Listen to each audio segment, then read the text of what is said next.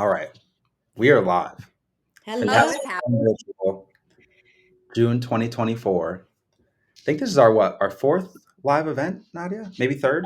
No, No, it's our fourth. Yeah, it's our fourth. I think maybe it is our third. We did two last year. Maybe it's our first one with Spirit Fingers. All right, we are live. Hello. Virtual. Let me mute the live stream over there. We were getting some feedback. Okay. Want to welcome everyone to the event. Thank you all for joining. Hello. Need to speak to the people. Yeah, feel free to drop where you're calling in. Woohoo, Cynthia, keep dancing from Dean. Oh, why can't I say it? Oh, is Dean T? Dean B? It is Dean Who's T. Dean? It is Dean Dean T. T. What's up, my friend? I unpacked a box. Don't look. Y'all, I moved back in January and it's still a situation. No, I moved a year ago and I still have boxes. Okay, why can't I see the chat? I want to see the chat. I want to see Dean T. Who else is there? Oh, it looks like the audio's off. Oh no. So oh look, y'all, I moved back in January. Oh, I heard myself talking for a second. That's why they like the dancing, because they can't hear me.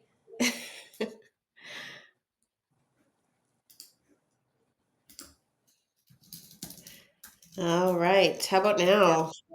Can everyone hear me? I can't see the chat. The chat is actually in the live stream on Big Red Virtual right now. Got it. What I'm gonna do, if you guys don't mind, just to keep the audio going all right, I'm gonna leave this scene. If you guys don't mind going through the agenda, letting them know how to win the prizes, things like that. Yeah. I'm gonna make sure that the audio is good. We got you covered. I am into this. All right. So just in case you don't know, I'm Cynthia Schreiner. Hi. That is Nadia Carrots Oreos. You did it. I did it because I can say carrots and I can say Oreos and I can put two words together. I'm a big girl.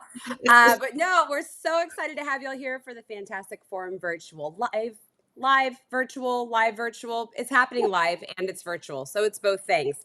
So thank you so much for being here. Today, we really just want to talk about sales and marketing and how cybersecurity plays into that. You know, you need to understand what you need to protect to help your customers understand what they need to protect. But then I hear all the time from MSPs, it's so tough, right? Like, how do you explain to your customers and your potential customers how important cybersecurity is? So we're going to try to just help demystify that today, give you some pointers. We've got some awesome speakers. Do you want to talk a little bit about those, Nadia? Yeah, so from CyberQP, we have Michael Garrity, who's our head sales engineer. Then we also have Brian Milbeer, who is our VP of InfoSec. And they're going to go through some of the things that's happening here at CyberQP. But again, like Cynthia said, is basically how to help you, especially when you're out there speaking to your customers. Then we have just some great sponsors, some vendor friends, as I'll call them, that have come in and have prepared some really great content. We've got Morgan from Nerdio. We have got Christine Gassman from Mail Protector, who will be in for a moment. We've got George Smith from Augment. And if I'm missing anybody, I apologize, but you'll see they'll be here very soon. And we also have an awesome panel. Yes. With Jason from Mail Protector and Matt from, hold on, I can never not say Matt Lee. I never just call him Matt. But Matt Lee from PaxSafe. And then also we've got Tracy from Huntress. So we're going to have some awesome people here to talk to you just about best practices in sales and again around cybersecurity and tech and all of that. So it should be fantastic. And one speaker that I did not mention is our keynote speaker, who is Robin Robbins, who is going to give you all kind of her expertise, let me explain to you, again, how to get out there in the market, how to speak the cybersecurity language and turn that into revenue for your business. So really excited for this today. Like I said, there's been a ton of work. We're making sure that we've got this for you. The chat is live and we have folks from CyberQP and our vendor sponsors watching. So feel free to put in your questions and comments there. We will be watching and answering. All right. And it looks like now we've got Brian on the screen. Now, one thing I do want to say really, really fast, and then I'm going to hand it over to Brian, who's going to talk about cybersecurity and layering that in with the art of war, right, as another way to look at cybersecurity and how things really kind of have changed and haven't changed over all of these years when you think about war. But that's about participation. So we've got lots and lots of prizes today. We're so excited to be giving out some earbuds, some Bose earbuds, like some really, really good ones, and a custom pickleball set. And the way that you get all of those things is through participation. So that is going to the vendor booths and saying hi to them virtually, and participating in the chat and being part of our live polls. So just make sure that you're doing that and you're getting all those points so that you can be in line for those grand prizes. All right, Brian, Mr. Smarty Pants, here to talk to us about cybersecurity. Are you ready? I'm ready. Thanks, Cynthia. All Appreciate it. Nadia. Enjoy. Thanks. All right. Hi, everybody. I'm Brian Milbier, Vice President of Information Security and Compliance here at CyberQP. So as Cynthia said, today we're going to kind of do a little presentation helping you guys understand the threat landscape, what it looks like out there today, what these bad guys are doing to attack you, and what kind of defenses you can put in place to help protect yourselves. Obviously, knowing what that security landscape looks like helps you sell this to your customers. So with cybersecurity, it's always that fine line of balancing education without trying to scare everybody. So here we go. So what does a 2,000-year-old book about war have to do with cyber warfare, right? So a lot of these principles that you see in the art of war actually still apply to today's cybersecurity landscape, right? You've got to know your enemy. You've got to know what kind of attacks they're doing, who they're targeting, how they're targeting them. Especially as an MSP, it's really challenging, right? Because you support a lot of different industries, and there's different attackers that target different industries and different tactics they use. So knowing your enemy is important. The bad guys are always trying to use deception and surprise. If they came knocking on the front door, it'd be a lot easier, but they don't usually do that. And then as a defender, you really need to be flexible and adaptive. The threat actors out there are flexible and they adapt. So it's important that we do as well. And then exploiting weakness, right? That's another critical aspect of cyber warfare. So for this one, we're going to focus a bit on privileged credentials. It's kind of an underserved area in cybersecurity, especially in the MSP space. So why privileged credentials? As you can see here, this is some information from the Expel threat report. Expel is a managed detection and response provider. The most common attacks that they were seeing were involved accounts, right? So it's about 64% of the attacks and incidents they saw in 2023 were credential related. There's about a 144% increase in identity-based incidents as well. And these phishing attacks with session stealing has grown considerably, right? Like it's a lot easier to do this than it used to be. And we'll get into some of those details as we go forward. IBM's cost of the data breach, as you can see here, there's the bad news is the average cost of the data breach is still high, right? Like it's still about $4.62 million for to actually deal with a breach if you've got a customer or if you're breached yourself. The good news is that it took a lot less time than it used to, right? The average time to identify and contain a breach used to be about 18 months. Now we're down to 11. Still an exorbitant amount of time, but it has started to shrink, which is good. That means that we're improving our security defenses here. All right, so for this, I'm going to kind of walk through the MITRE attack framework for those of you that aren't familiar with it. It's a globally accessible framework, kind of gives you those adversary techniques that the bad guys are using. Understanding this framework really helps you build defenses, right? Like if you know how you're going to get attacked, then you know how to defend against it. So for this one, because we have a short amount of time, I'm really going to be focused on these early stages of the attack and not go through all of it. So privileged account attacks. We got a quote here from Sun Tzu. So the reconnaissance phase is the process when they're trying to gather information about the target, right? They The bad guys need to collect information about you in order to attack you, right? They're not just, there are some attackers out there that just blast stuff to everybody and hope somebody clicks, but a lot of these more impactful incidents are targeted, where they've decided, hey, I'm going to attack this person. So here's some of the tactics they use. OSINT is open source intelligence, right? So it's anything you can find out on the internet. So you can see here, this is a tool, Recon NG, that attackers use. It lets them crawl LinkedIn, so they can go through LinkedIn and say, hey, if I'm targeting somebody who works there, and what are their roles and what are their jobs, and it helps them figure out who to target at that company. A lot of times they'll just go to your company website, see what you do, see who your senior leaders are, see all that information. And then they also can look at your support pages to understand, like, what are those points of contact? How do I get a hold of their help desk? How do I is there an email address? Is there a phone number?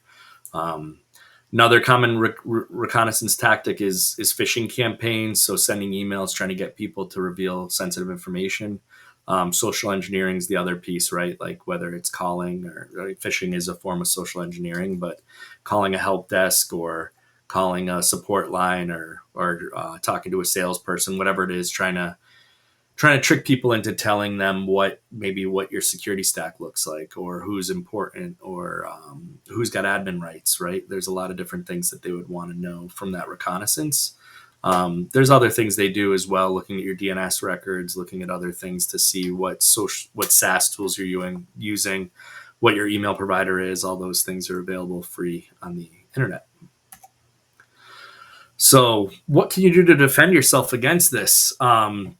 Employee training is really key on this early phase, teaching employees to recognize and avoid phishing emails, training employees on how to classify, protect data, right? Like what data is sensitive that they shouldn't be sharing with folks, what data isn't sensitive. Helping people understand that is important. And then making sure they understand which tools they can and can't use in the world of AI, right? Like a lot of people are sticking stuff into ChatGPT. They're putting stuff out on different social sites, and that stuff is a lot of times searchable and accessible by the attacker. So knowing to keep that private data within your private SaaS tools, and what data can be shared is important. And then there's traditional stuff you can do around, like, IDS tools, network security, where you can see who's scanning your networks. And then hiding as much information as you can around what type of systems you're using. The next phase of the MITRE ATT&CK framework is resource development. This is when the attackers are preparing their environment. They're standing up the infrastructure they're going to use to attack you. So that could be standing up fake email addresses, standing up new domains that look like your domain for phishing. In the background here, you can see this is a tool called Evil Jinx. So in this screenshot, we're standing up a fishlet. So a fishlet is what the attackers use to build a fake login page. They'll look and see what email provider you're using, or if you have your own custom email login page, and they'll spoof that page. So when they give you a phishing email, it looks like you're logging into the legitimate page, and they'll use it to steal your session. And a lot of times the person that clicked isn't even aware. So there's a few things you can do here to defend against it. Monitoring for typo squatting is one thing. Typo squatting is when attackers register a domain that looks similar to yours, right? So we're cyberqp.com. Maybe they would do cyberpq. Maybe they would do cyber with an extra Y, right? Like it's creating a domain that looks similar to yours, that they can use to send phishing emails. There's also other things you can do in here. Staying informed, threat intelligence sharing is important. It's not really common in the MSP space, but it's a lot of other industries, like the financial industry, do this very broadly. Sharing information with each other is important, right? If you're seeing an attack, you're seeing something similar, let your peers know. It'll help them defend against it. If they let you know, it helps you defend against it. Hey, I'm seeing phishing emails with this theme. Hey, we're seeing people providing these type of links, or this type of malware, or these type of attacks. Knowing what's happening across your peer group is important to help all of you defend yourselves. And then blocking web traffic. If you're using a web traffic tool, blocking newly registered domains and parked domains is important. Those are two common things that phishing emails use. So initial access, this is where attackers are gaining access to the first access to your network. So these are a couple examples of tactics that they use. In the last one I showed you, Evil Jinx, getting someone to click on a link.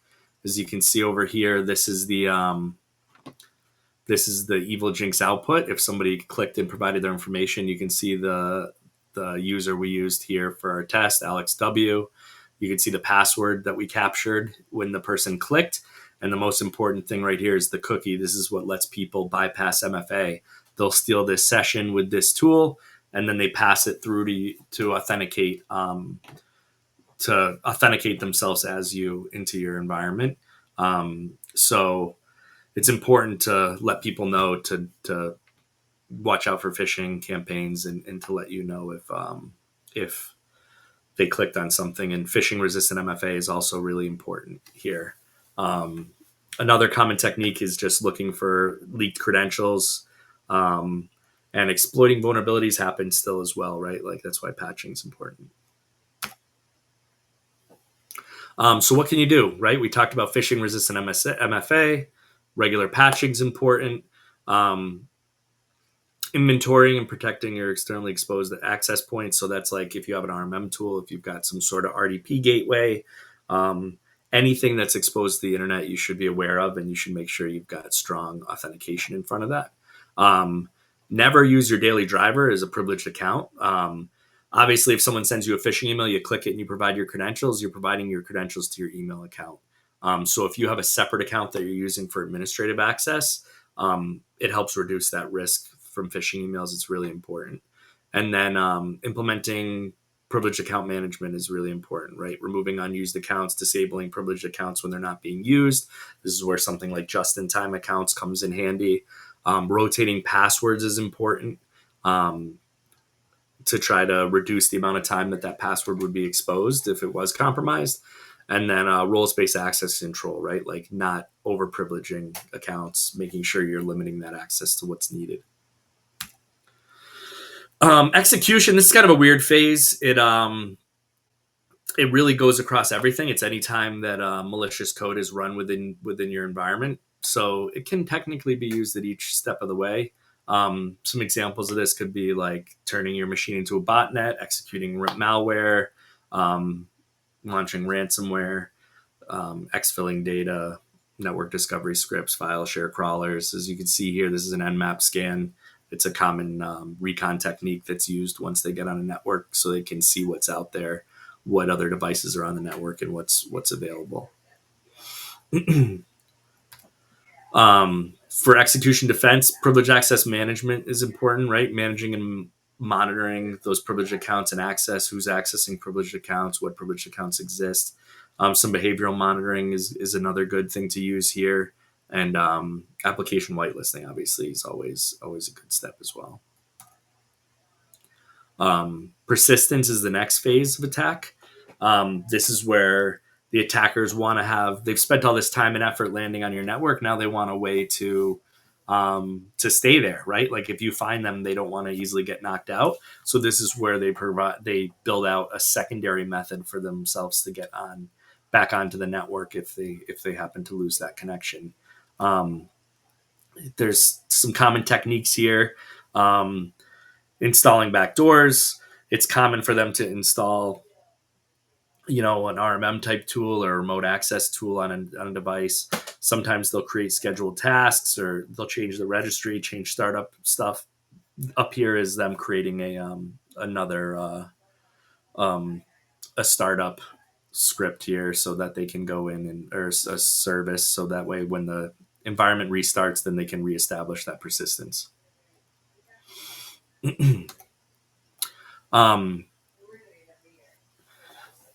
Persistence defense. How can you defend yourself against this persistence? Account creation is a really common thing. Privileges being added.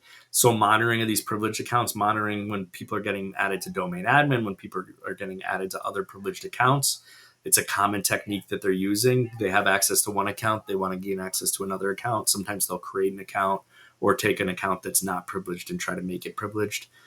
Strong access management, right? Limiting local admin. A lot of these folks are doing things that are living off the land. They used to install malware and other use malicious tools, but with all the EDR tools out there, it's a lot harder for them. So instead of doing that, they're using tools that are built into Windows to do that reconnaissance and establish persistence. And then look for configuration changes on the startup stuff, right? Like anything that gets added to startup is suspicious. And then detect and block any RMM tools that you don't support, right? Like if you know you don't use TeamViewer, use your EDR tool to monitor for TeamViewer use. If you know that you're not using Datto RMM, then make sure you're blocking and monitoring for anything that's got Datto RMM installed.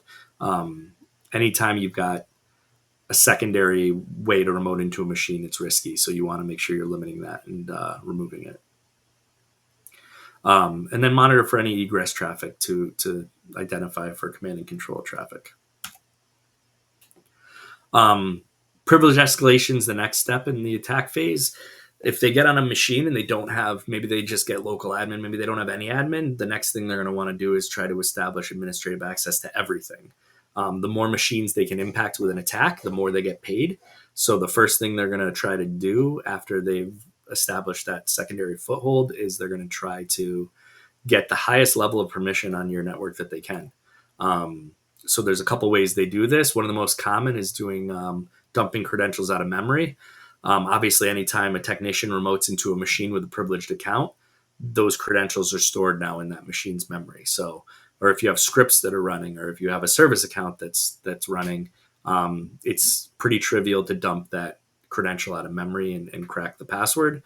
So this again is, as we get into the next slide, will be why it's important to rotate passwords and limit the use of shared admin accounts. They'll also look for misconfigured services. If you've got like a service account with a hard-coded password in a text file somewhere, if you've got a scheduled task with a hard-coded password, some of those things are areas that attackers look to try to steal those credentials that are being used for those service or the scheduled task. So what are some things you can do to defend yourself against that? Implementing privileged access management is important, right? So follow the principle of least privilege. Don't give accounts access that they don't need. Zero standing privileges is another really good thing you can do, using just-in-time accounts. If a technician isn't actively working on a machine to fix it, they shouldn't have admin access to that machine. So implementing a tool that lets you, like CyberQP, that lets you do zero standing privileges is important. And as we get to the end here, Michael Garrity is going to do a little demo to show you guys how we take care of this for you. And then rotating privileged accounts is also important, rotating those credentials. And then monitoring for credential dumping, monitoring for exploits, and monitoring for any of these account changes if someone gets added to domain admin or anything like that. So that being said, in summary, start making changes now. Improve your privileged access management, and hopefully some of this information here helped you guys understand what the bad guys are doing and how you can defend yourself. So I'll pass it over to Michael Garrity here. He's from our team, and he's going to do a quick demo of how our product helps you defend against these things. Cool. Thanks, Brian.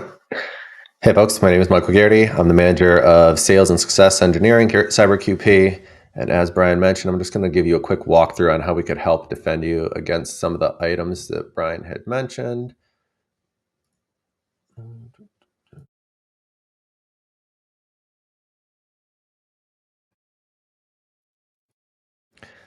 All right, so here in our CyberQP dashboard, you'll notice it's multi-tenanted. What I'm going to do is just hop into one of my customers here. All right, we're going to focus on privileged accounts, and that's where we have this administrator section of the dashboard. You'll see this is a fully set up environment already. But one of the things Brian touched on is knowing who has admin credentials in the environment. All right, before you can start securing the accounts, you actually need to know who has them. So at CyberQP, we have this way to automatically detect these types of admin accounts. So I'm going to go ahead and select Active Directory as my example. And on this page here, we get a list of all the security groups in Windows. So in my case, if I wanted to say, hey, maybe anything with admin in the name, I want visibility into, right? Which I had done previously when I was setting this up. Now, any of these accounts, or I should say any of the privileged accounts that fall into these security groups will be imported into the CyberQP dashboard. Just the other day, I was actually on an onboarding with one of our new partners. And from there, they imported these accounts. And for some reason, all of their end user accounts were showing up in this section of the dashboard. They were like, hey, I think your tool's broken. Like, why are my end users showing up here? All right. I was pretty perplexed. So after some investigation, they actually went into Active Directory and they saw that all of their end users had domain access rights. So they suspect what had happened is they gave one of their software vendors access to try and fix something that was going wrong with the client software. And he took the easy fix. And rather than figuring out what permissions were needed, he gave every single end user domain admin access. Luckily, they were able to detect it and remove that role from those users. Now, that was during the initial onboarding. We also have auditing that's set up here. So as you're using the solution, in this case, you could receive an email when any new privilege account is detected. So in this example down here, we'll see this user Aaron Wall was added to the administrators group. Now, maybe this was something that was supposed to be happening, or maybe it wasn't. But again, it's all about getting that visibility so you can start investigating and addressing that issue. Now, once you have these accounts imported into the dashboard, you can set up a rotation schedule to rotate those credentials. This was another thing Brian had mentioned, making sure you're keeping up to date with those rotated credentials. So this is set up at a client level. I just set up a basic policy for every night from 10 to 11, every day with a passphrase of 5 short words.